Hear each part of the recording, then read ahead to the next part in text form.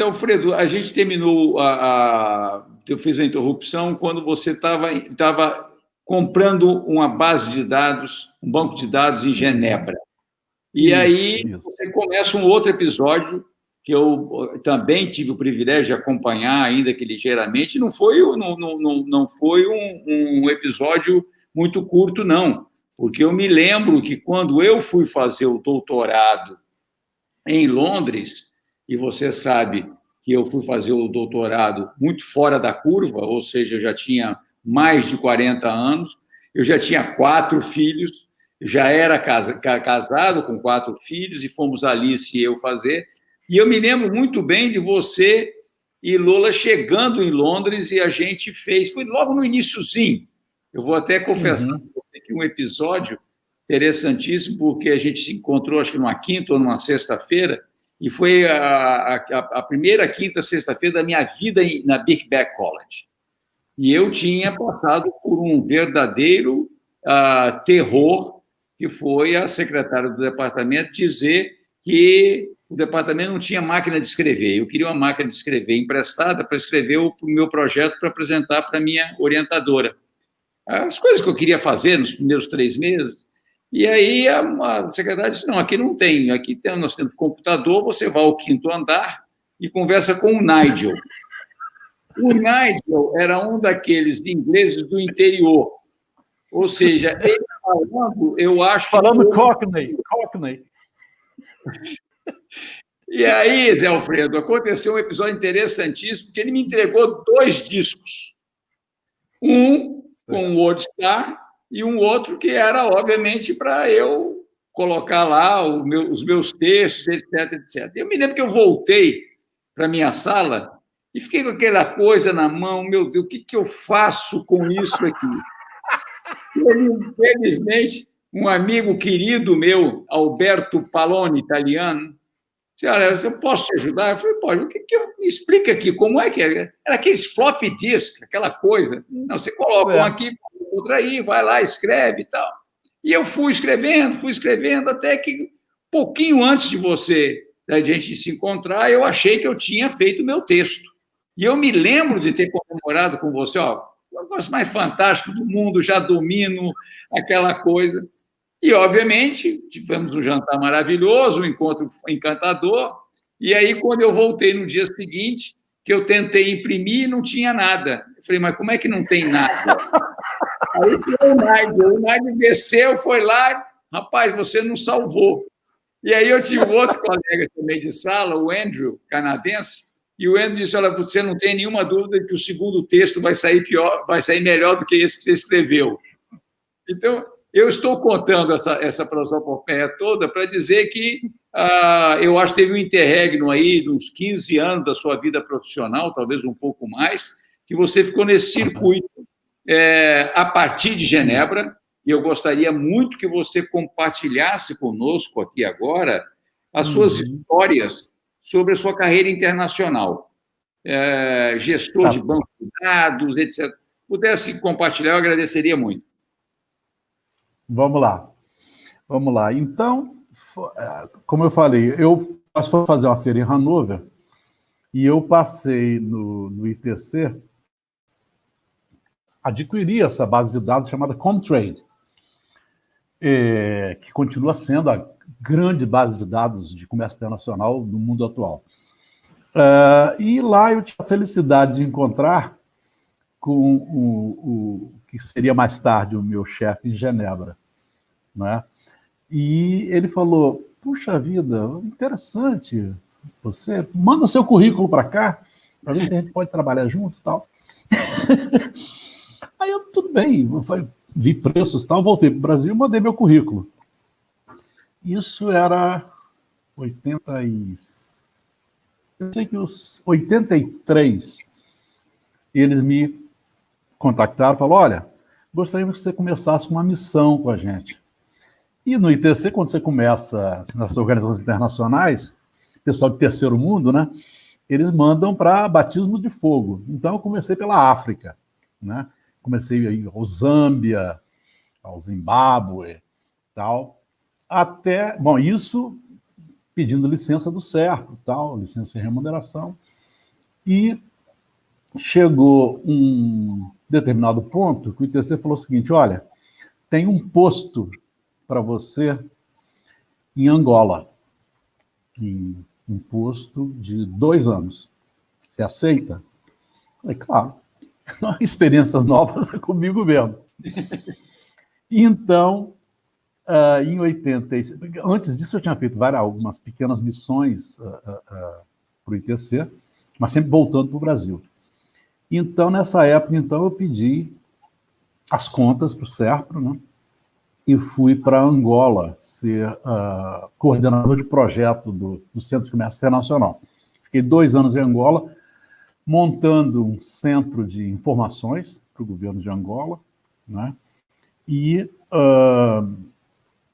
foi interessante, muita dificuldade, porque era durante a Guerra Civil, né? Passamos de 86 a 88 em Angola. É uma situação bastante difícil para o país naquela época, mas sobrevivimos, fizemos grandes amigos brasileiros e angolanos. Mas depois que voltei, continuei com o ITC fazendo missões de curto prazo. Isso foi de 88 até 96. Com essas missões, Arlindo, eu visitei mais de 35 países fora do circuito Helena Rubinstein, Londres, Paris, Nova York. Ou seja, os países em desenvolvimento, eu fui mais ou menos a uns 30 países, na África, na Ásia, no Oriente Médio, sempre com missões de montar centros de informação comercial, né? E algumas vezes para fazer avaliações de projetos, etc. Chegou em 96, surgiu um posto no ITC, e eles me convidaram para ir para Genebra, como staff do ITC, e eu fiquei em Genebra de 96 até 2008, quando eu me aposentei. E lá eu fiquei cuidando de projetos, não só com o Brasil, tivemos um projeto no Ministério das Relações Exteriores, né? Ajudamos a montar o sistema dos Ministérios das Relações Exteriores, que foi o Brasil Trade Net. Depois, outros projetos que foram propostos com outros setores da administração do Brasil. Participamos também de avaliações do próprio Sistema de Informação Comercial do Brasil. E em 2008, então, me aposentei e voltei para o Brasil, né? Então, essa experiência internacional foi muito rica no sentido, em primeiro lugar, quer dizer, organização internacional é uma coisa muito, muito importante para a pessoa participar. Por quê? Você participa de um ambiente multicultural. São pessoas de diversas nacionalidades, né? Diversas crenças, que você lida com essas situações, você aprende muito com todas essas pessoas, né? Em segundo lugar, o desprendimento dessas pessoas também, né? Você vê, por exemplo, a mesma tudo bem que, desculpa se talvez naquela época eu era meio maluco, já saí para Angola durante a Guerra Civil, tá? Mas a gente é jovem, a gente está querendo descobrir o mundo, né? E fomos lá e fomos muito bem recebidos, sobrevivemos e aprendemos muito com essas experiências todas. Em cada país que você vai também, você lida com diversos níveis de governo e você aprende muito, aprende como é que é a situação, quais são as restrições que existem e em suma, é um grande aprendizado como diria meu amigo Pedro Malan, é a arte do possível, não a arte de querer tudo que a gente quer, mas a gente aprende muito a viver dentro de determinados constraints, parâmetros, né? Restrições. Mas, se tivesse que fazer tudo novamente, faria tudo novamente. Pois é, já que você faria tudo outra vez, o que você teria feito diferente se você retornar? O que você faria de diferente se você retornasse a Angola agora? A Angola agora. Olha, a Angola agora está numa outra situação, né? Já terminou a Guerra Civil, já estão país lá mais reestruturado, eu acho que aquele projeto que nós fizemos naquela época, atualmente vingaria muito melhor do que naquela época. Tá? Naquela época, Arlindo, dava muita pena, porque realmente faltava tudo. O centro, as pessoas que trabalhavam no centro... Uma pequena interrupção com você, só um minutinho. Traduz para quem está nos ouvindo, explica o que é o ITC dentro da estrutura de organismos internacionais e qual era a principal missão sua como delegado, como representante do ITC, quando você ia em missões temporárias ou quando você foi para essa missão mais estabelecida em Angola. Perfeito.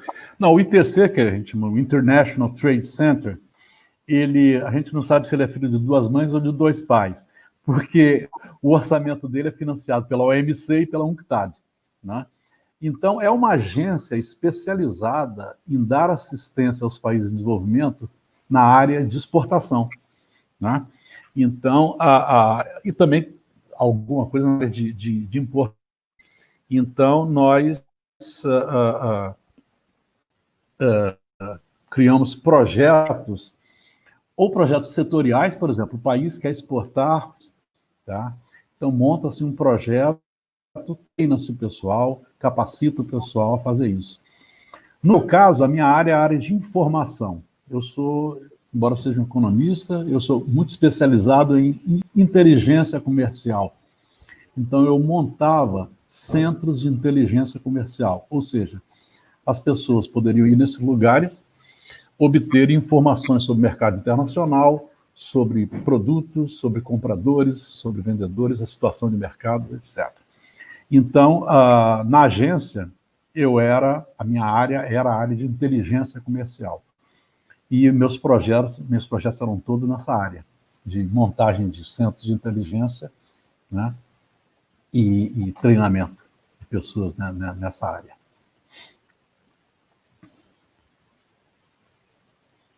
E aí, o que você faria diferente agora, hein, Angola? Então, como é que você vê a África neste momento, 2020, ou independentemente de pandemia? Como é que você vê porque uma coisa é a África da década de 80, ou início da década de 90. Tem uma diferença na África do século XXI, em termos dessa composição, a história dos chineses lá, quem era mais influente à época. Olha, Arlindo, como é que ficou esse balanço aí da geopolítica?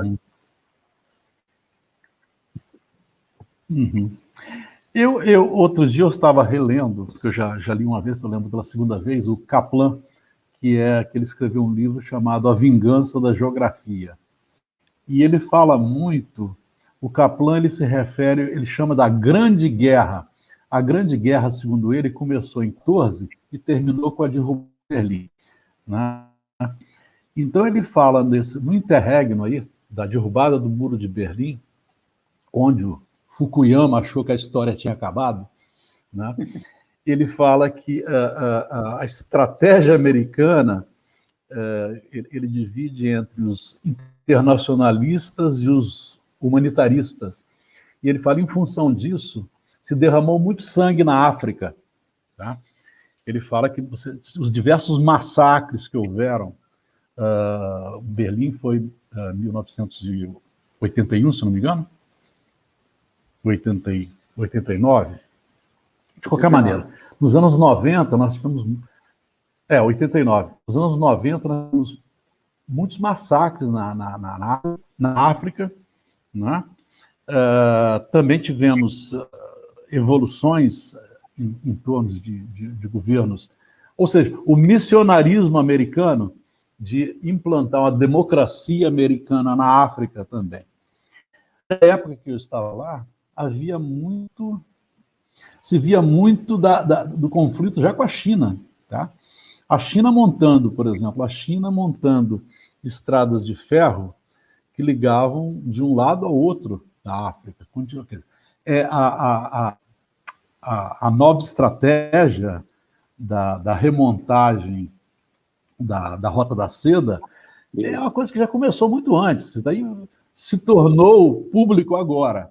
Mas isso daí a China já vem fazendo já há algum tempo.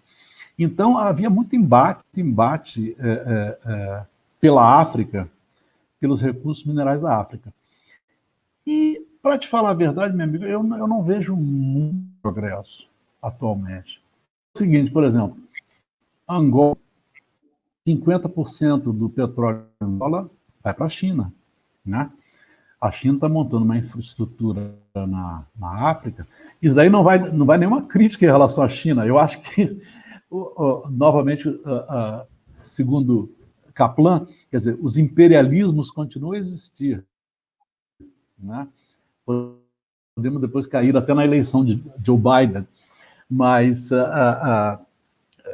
essas montagens, essa globalização, tá, continua existindo. Quer dizer, as pessoas, as empresas, os países vão ocupando espaços. E a África não podia deixar de ser de outra maneira. Mas se eu voltasse atualmente a Angola, que eu gostaria muito até de revisitar Angola, eu acho que agora, com o domínio maior que eles estão tendo sobre os recursos deles, eu acho que seria uma coisa muito mais proveitosa do que nos anos 80. Que, infelizmente, nos anos 80, Angola não tinha nada para exportar. Não tinha nada para exportar, era basicamente petróleo. E nós estávamos tentando ver alguma coisinha ou outra, aquelas coisas de lavanda, coisas do gênero, para poder iniciar alguma exportação não petrolífera na época. Mas eu gostaria muito até de voltar a visitar a África. Há muitos anos que eu não viajo para lá. Então, Alfredo, você acha que o Fair Trade é um movimento que foi só moda, ou você realmente acredita que ele vai virar um modo de se fazer comércio internacional, principalmente em se tratando de pequenas e médias empresas, e ligados também à questão ambiental, ligadas à questão da forma de cuidar da terra, cuidar das águas? Como é que você vê isso? Olha, Arlindo, no ITC, na época, nós já lidávamos com Fair Trade, né? Na época estavam começando a se formar essas empresas, essas organizações voltadas para o Fair Trade. Ainda é um comércio muito pequeno, mas é um nicho que as pessoas não conhecem muito, tá? Mas que é um nicho bastante importante para os empresários poderem focar nisso, tá?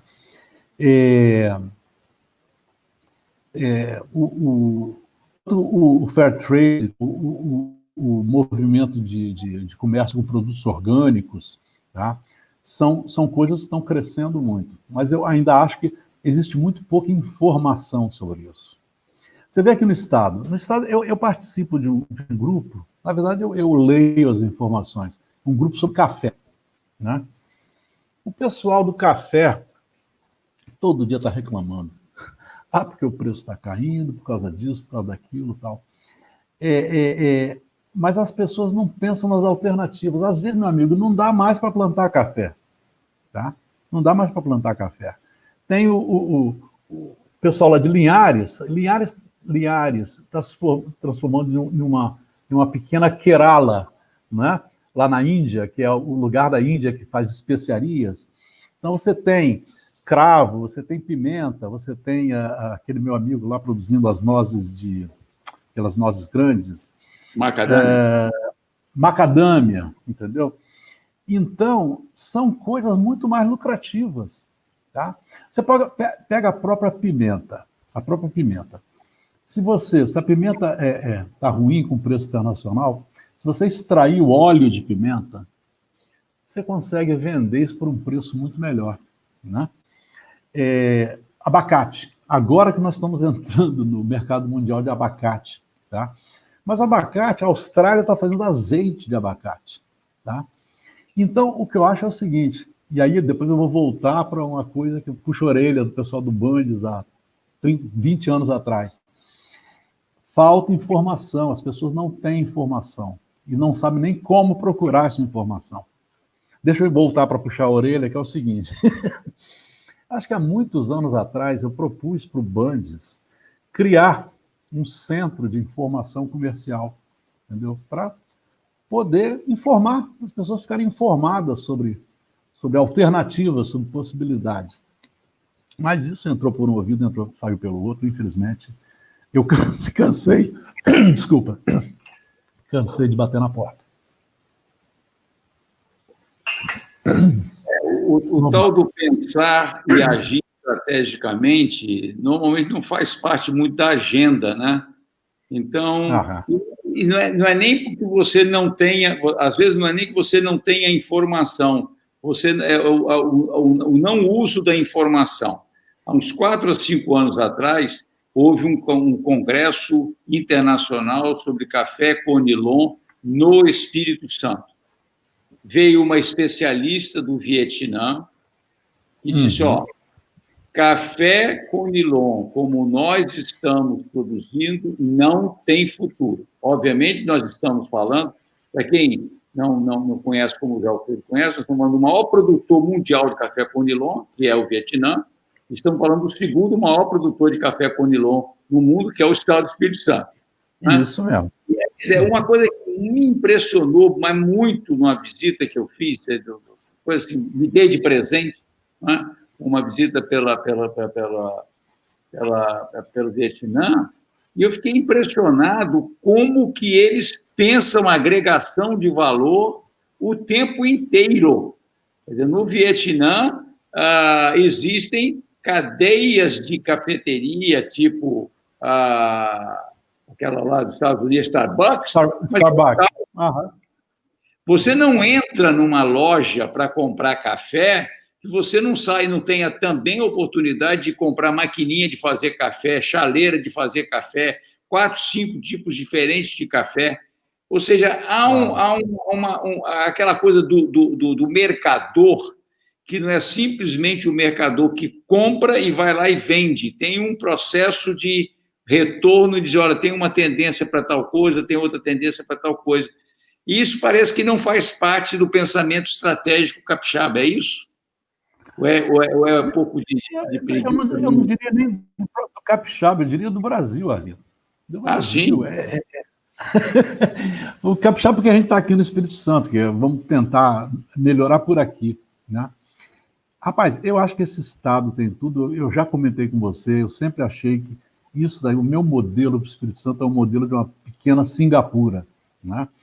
É um estado pequeno, com pequenas propriedades, entendeu? Com gente muito boa, gente muito inteligente, que tem tudo para deslanchar, mas falta alguma coisa, né? Falta alguma coisa. Vamos fazer um intervalozinho que a gente já vai voltar exatamente para isso que falta, tá bom? Tá bom. Ou na sua vez. Já a gente volta.